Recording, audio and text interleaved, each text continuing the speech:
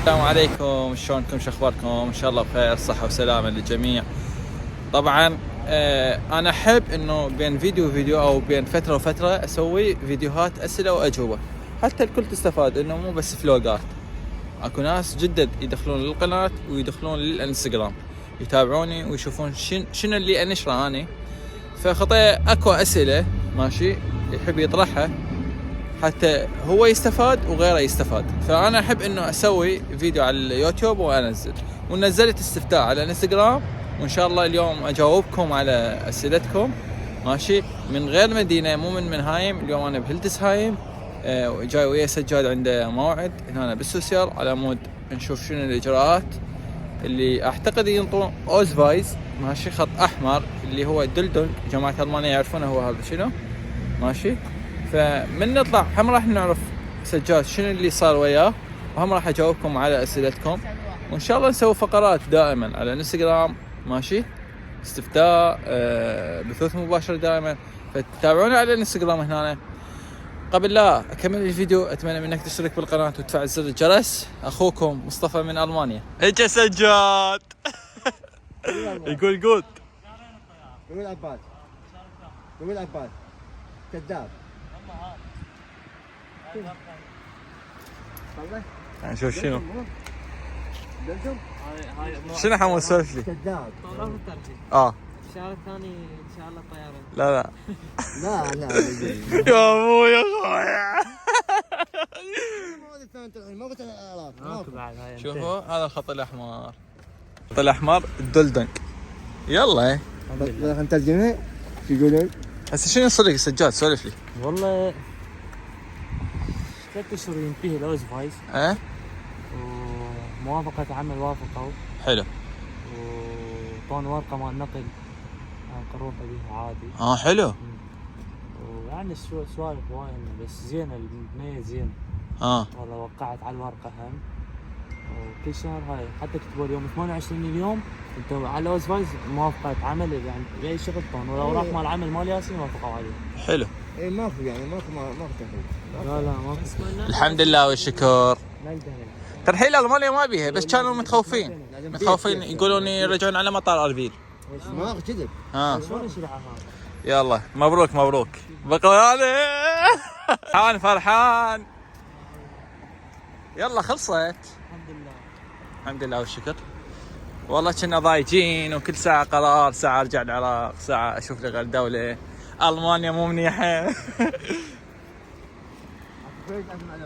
والله الو.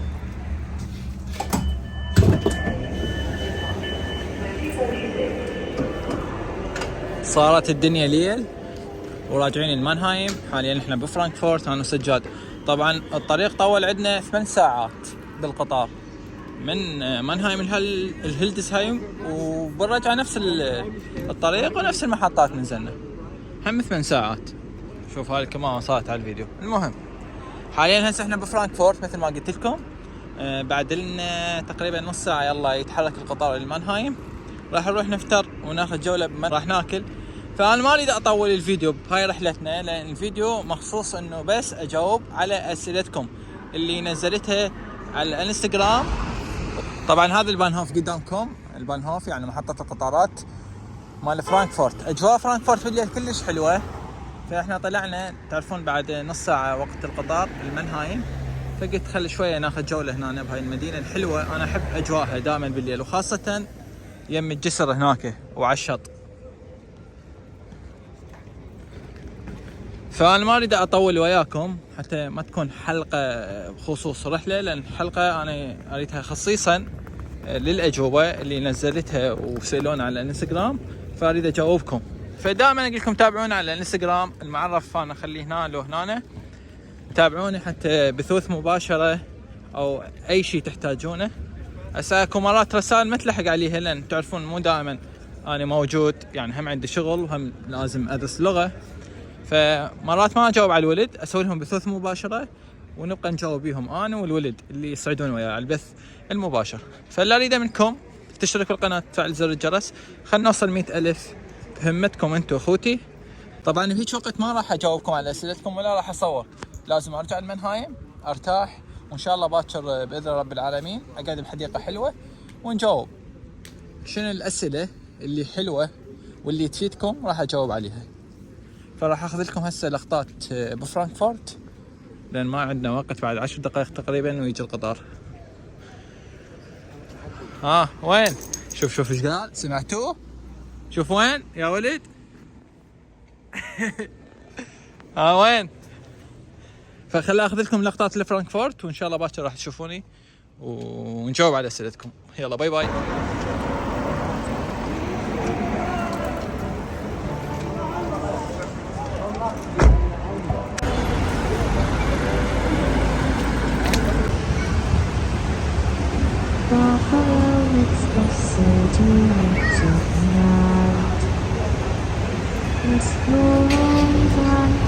Stay tight, we have to go. Stay with me, but believe, just believe me. This very stay with me. من منهايم. طبعا التصوير ويا سجاد بهلدسهايم، وهذا التصوير من منهايم تقريبا 16 يوم. هذا البرود ما اصور لان ما عندي وقت سبت، ما جاي اشوف هذاك التفاعل بالقناه، جاي تفاعل القناه ينزل مثل ما جاي يشوفون. شوفوا طبعا الفيديوهات القديمه وهسه الفيديوهات هاي الجديده ماكو تفاعل، يعني ما حد يسوي لي وارس اصور وبنفس الوقت اشتغل ماشي. فاليوم يلا فرغت، واليوم يلا قدرت انه اكمل الحلقه، مع العلم هي بس بقت انه الاسئله اجاوب عليها وخلاص.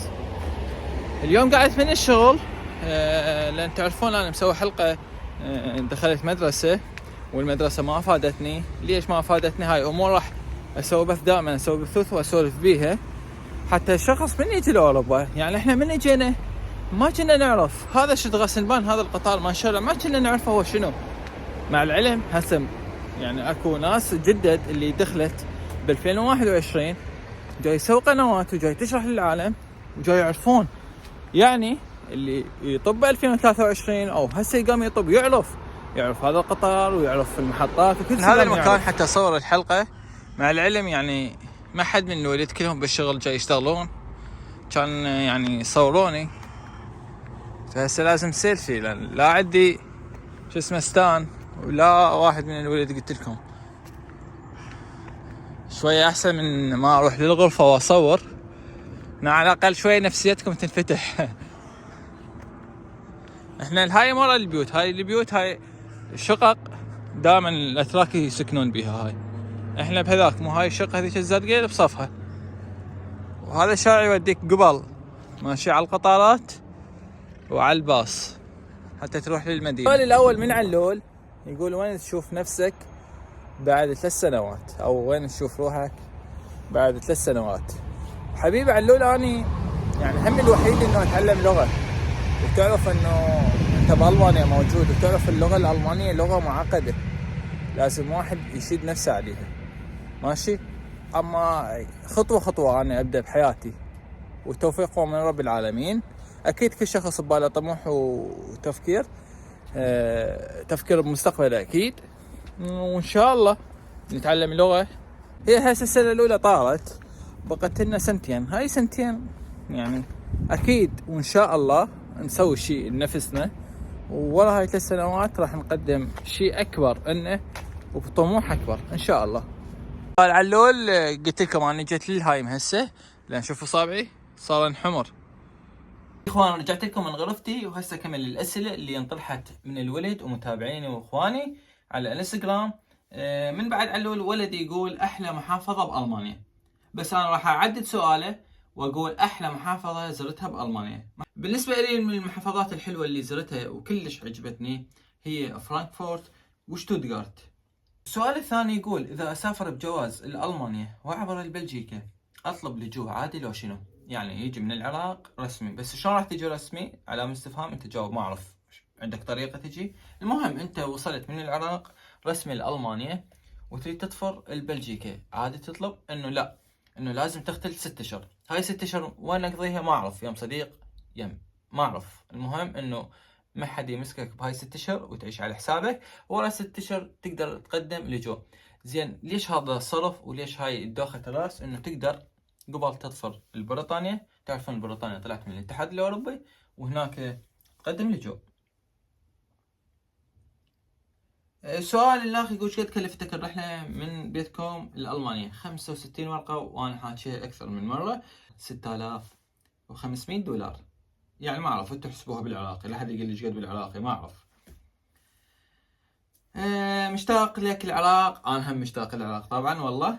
يعني شرط انه اول دوله ازورها من بعد المانيا واقرب طياره هي العراق. طبعا زائر، يعني اجي زياره واشوفكم وارجع ما ابقى. سؤال الاخ، صدق الالمان قاموا يرحلون العراقيين؟ يعني تنصحني اجي لالمانيا لو اغير وجهتي؟ شوف اخر فتره انه الالمان صح قام يعني يرحلون، هسه يقول ماكو ترحيل، قاموا يرحلون على اليمن. هسه يقول انه ماكو اتفاقيه بين العراق والمانيا على الترحيل. بس ايش عندك؟ هسه عندك ابو اربيل يقول لك انا دوله وحدي، فقاموا يرجعون على مطار اربيل. عندك من شتوتغارت ذاك قبل فتره، قبل شهرين 13 نفر عراقيين رجعوهم. بس هذول ال 13 اكيد انه هذول يعني ما يشتغلون، عندهم مشاكل، سجون، غير امور داخلين بيها، فاكيد يرحلوهم. ماشي. قبل فتره همين مدينه قريبه علينا نص ساعه همين رحلوا ولد اكراد، فاكيد عندهم مشاكل. اما اذا انت تجي وما عندك شيء وجاي تشتغل وتتعلم لغه، لا ما حد يروح لك. السؤال الاخ يقول اريد اطلع لالمانيا واريد العب كرة قدم، وشنو اسهل طريق بالوقت الحالي اوصل لالمانيا؟ شنو افضل دولة بكرة القدم؟ شوف اخوان، هواي يسولفوا لي وخاصة يعني القاصرين على كرة القدم، انه عباله من يجي يوصل انه العب بميونخ او دورتموند، برشلونة، ريال مدريد. للاسف انتوا دخلوا على جوجل وشوفوا شنو المطلوب من اللي يريد يسجل بمدارس هاي النوادي، وجد المبالغ راح تكلفه. اكيد انه انت تريد، اكو فرق هنا شعبيه وجاي يشوفون اللاجئين جاي يروحون ويلعبون طوبه. شلون عندنا بالعراق فرق شعبيه ها، بس هنا بطريقه رسميه انه اوراق وعقد، خاف يشوفك غير نادي ياخذك. بس ما توصل انه دورتموند باير، لا لا لا، هاي لازم انت صغير ولازم تسجل بالمدرسه ولازم تدفع اشتراك تقريبا. يعني شوفوا الاشتراكات، طبوا على جوجل وشوفوا، يعني 5000 دولار، 6500 دولار بالشهر. طبوا على جوجل وراح تعرفون هاي القوانين. اما اذا تريد تجي تونس روحك، تعال موجوده.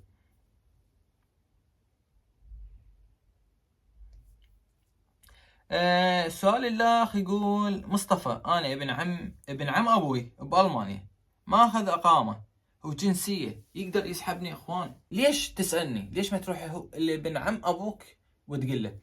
راح يقول مو اكو ناس تقول لا عمي، وواحد يقول خالي، وواحد يقول اخوي، واحد. انت روح اساله قل له ان تقدر، لا تجي تسالني. يجوز انا اقول لك ايه يصير وهاي شروط انه لازم تتوفر، وانت تقول ايه اوفرها، بس هو ما يقبل، ما يريد يسحبك. ماشي. اي شخص باوروبا ويقدر يسحبك لازم تكون عنده بيت، لازم تكون عنده شركه خاصه به، يعني شغل خاص به. يعني اذا يريد انه يقول لي الدوله يابا هذا الشخص انا محتاجه، راح يوفر له كل شيء. اي شيء يصير بهذا الشخص انه يطلب لجوء او يروح لغير دوله او اي شيء يسوي، اللي سوى له دعوه راح يكون هو بوجه القانون، يعني هو راح يتحاسب. فالشخص يقول لك انا ليش اجيب هاي دوخه الراس؟ السؤال الثاني يقول ابو الصوف، نريد من يمك تستمر باليوتيوب وما تقطع، وان شاء الله توصل للحلم اللي تريده. حبيبي شكرا. طبعا سالفه اليوتيوب والقطعه هاي كلش كبيره، يعني صار 3 اسابيع ما منزل. اكيد واهس، لازم عندك واهس ينقطع لان قدمنا على شغل وحاليا جاي نشتغل يعني تجريبي، جاي نيجي تعبانين ووقت ماكو ما جاي نصور. ثاني شغله انه واهس ماكو لان تفاعل ماكو. يعني اقول لك اشترك بالقناه، اكو ناس ما جاي تشترك، ناس ما جاي تتفاعل، كم شخص يعني انا اشكرهم اكيد. انت شوف الفيديو خلي لايك، انت شوف الفيديو اشترك، شارك القناه، خل غيرك يستفاد. خل هسه على الاقل بس 100,000 خلينا ناخذ الدرع وما اريد منكم شيء بعد. ماشي. فالسؤال الاخ يقول راتبك وشغلك يكفيك تعيش بيه؟ اكيد اي شغل، العفو، اي شخص يشتغل بالمانيا او باوروبا يقدر يعيش. وشوف راح اعطيك فرق بين الشغل بالعراق والشغل بالمانيا، ما طول يعني حتى اسولف لكم وواحد يستفاد. شنو الفرق مصطفى بين الشغل بالمانيا والشغل باوروبا؟ يعني نقدر هيجي. الشغل بالعراق انه انت تشتغل حتى تعيش، ماشي، تشتغل حتى انه تاكل لقمة حلال ويكفيك يومك. يعني هذول اللي يشتغلون بالعراق ما يقدر انه يفتح مشروع كبير، ما يقدر يشتري سيارة، ما يقدر يشتري بيت. اكو ناس اوكي تقدر، بس الاغلبية، انا احكي على الشباب الاغلبية. وتعرفون شنو اللي جاي يمر ببلدنا؟ فانه انا اشتغل على مود اعيش، انا اشتغل على مود اونس روحي، خاصة الشباب، زيارات، طلعات، ملابس، هاي يا دوب مكفيته، بس ما يقدر يجمع. باوروبا لا، تقدر تشتغل وتقدر تشتري وتقدر حتى تجمع، ماشي، هذا الفرق. السؤال اللي خمي لك نية تتزوج والمانيا لو عراقية؟ هم بالبث يسألوني. طبعا عراقية لو المانيا ما اعرف، اكيد اتزوج بالمستقبل، مو هسه، ما نفكر بهذا الشيء. عراقية لو المانيا ما اعرف، انه رب العالمين ايش كاتب لنا ويصير ان شاء الله. فشو وقت توصل للمليون؟ وراكم ما اعرف شو وقت نوصل. ليش شكلك محبوب يا اخ؟ احبك حبيبي، والله انا هم احبك، شكرا لك جزيلا. طبعا اكس شارحة 8 اي دبليو. مصطفى انا عمري 17 واريد اطلع للخارج، بس تنصحني اكمل دراسة واطلع من السادس، او اطلع هسه اكمل السادس واذا قدرت توكل. شو وقت تاخذ بيت؟ اكيد من اشتغل واستقر. صور لنا اماكن حلوة بالمانيا تدلل. ليش اختاريت المانيا؟ ما اعرف جاوبت هذا السؤال ولا لا، ما اعرف. يلا خلينا نجاوبه حتى لو انا مجاوبه. ليش اختاريت المانيا؟ المانيا شوف، ثلاث اسباب راح اعطيك ليش اختاريت المانيا. السبب الاول انه اني الماني، تعرفون على قولة ولد يقول يا دولة تندهر كلها تروح لالمانيا. فالمانيا هي قلب اوروبا النابض، يعني هواي الناس جاي تروح لها. انا كنت انه مخليها ببالي. وثالث شغله والدتي ربي يحفظها ان شاء الله، قالت لي المانيا، قلت لها هاي هي. والشغله الثالثه انه قلت رب العالمين وين ما يخليني اوصل هاي الدوله وانكض، انه هاي خلاص، وانكضيت بالمانيا.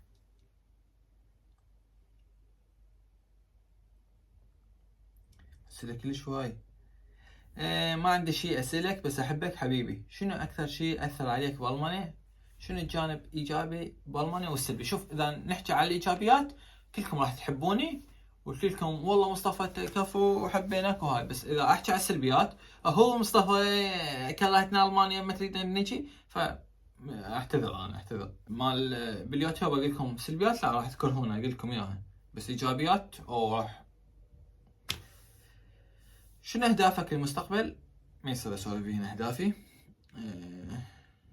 نريد حلقة لازم الاهداف لازم احققها، يلا بعدين نسولف فيها. جزء ما يصير راح تطب لي هو ما صار، مو صحيح؟ يعني سولفنا نعرفها. ممكن تلمح لنا عن الكيس مالتك؟ وانا اول شيء محصل رفض، ماشي، لان اذا قلت لك بالكيس ما راح يفيدك، لان هم راح تبلع رفض حبيبي. الوضع مال العراق تعرفه انت، يمكم ما مقبول 80%. اذا واحد وصل وما عنده كيس وين؟ والله حبيبي اذا مفكر باقامة لا تجي لاوروبا اصلا، ماشي، تعال روح تركيا تونس وارجع لبلدك. اذا تفكر الاقامة لا تجي. شو اخبار سجاد؟ الحمد لله، قناتك حلوة، حاول تستمر حبيبي، شكرا. ايش قد احبك بويا، انا هم احبك بويا. مشتاق لاهلك؟ اكيد كلش هواي. ما عندي شيء اسالك، بس احبك حبيبي، والله انا هم احبك. صدق سيرة بولندا شدوا علي؟ والله ما اعرف، حساسات وكاميرات حرارية ما اعرف لحد الان. لو رجع بيك الزمن تروح غير دولة المانيا، باقي بالمانيا، هم ناوي ترجع العراق؟ اكيد ارجع زيارة، ما ارجع انه اعيش بالعراق. شنو اكثر شيء اثر عليك بالمانيا؟ ماكو شيء اثر علي. هل ناوي تطلع لغير دولة وتستقر بها؟ هاي شوفوا الأسئلة جاي تتكرر. صدق اكو ترحيل؟ واذا صدق شنو الاجراءات؟ هم سولفنا بيها هذا. اكو شخص يوتيوبر اسمه قناته حسين وهيفاء سحبوا منه الاقامة، شنو السبب؟ والله ما اعرف حبيبي، ما اعرف. السؤال الاخ يقول مصطفى اتمنى ترد علي، ايش قد تطول سالفة الكمات؟ الكمات شوف اكو فرق بين الكم والهايم. الكم انه هو عبارة عن مكان تسكن بيه بس ما ثابت انت بهذا مكانك، متنقل، يجوز اليوم بهاي المدينة يشملوك بغير مدينة، من هاي المدينة يشملوك لما هذا اسمه كم، يعني انت مكان ما ثابت بيه. ماشي. الكمات تطول شهر شهرين 3 اشهر، اكو جماعة 8 اشهر 8 اشهر يلا ينتقلوا. الهايم هو مكان شلون انت بيتك هسه ساكن ببيتك، اذا كنت ببغداد او كوت او ناصرية بصرة كربلاء يعني ويا اهلك عايش.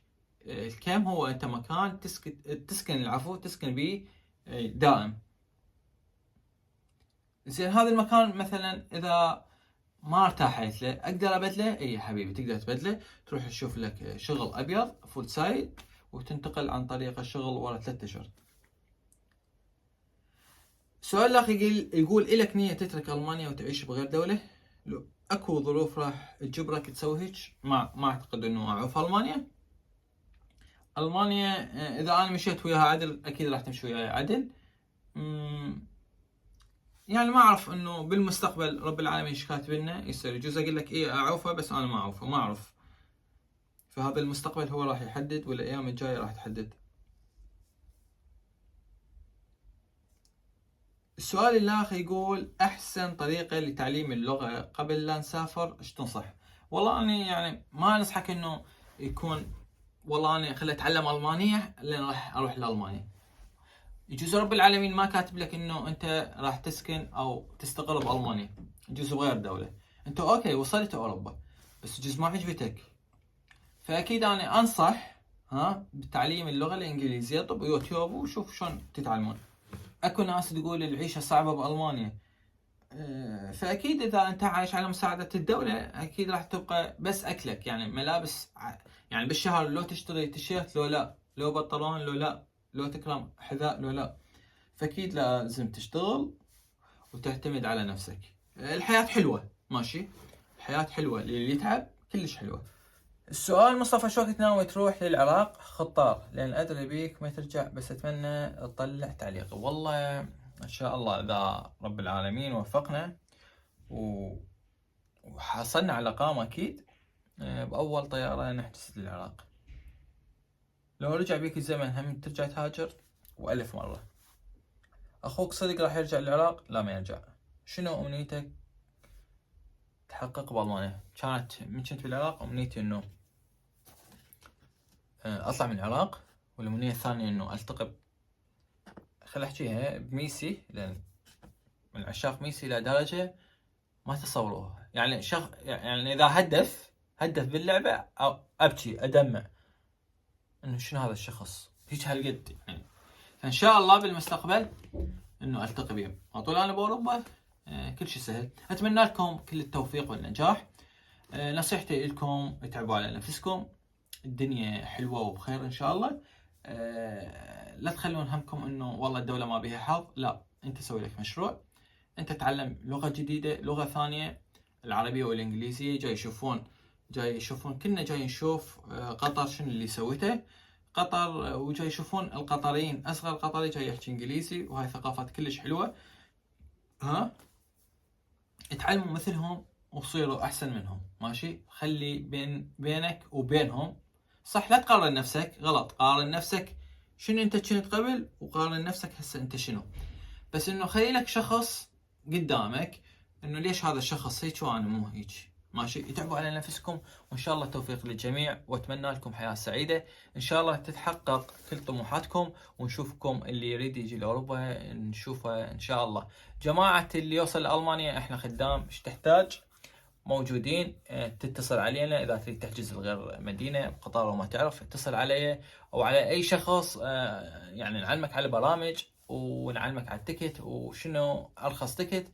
اذا محتاج ترجمة اكو موجودين ولدهم يعني يقدرون يساعدوك. اللي هذا اللي يعني نقدر نقدمه. ما نقدر انه انا والله بالحدود ودز لي السياره، انا مو مهرب ولا عندي رقم مهرب ولا عندي تواصل ويا مهربين.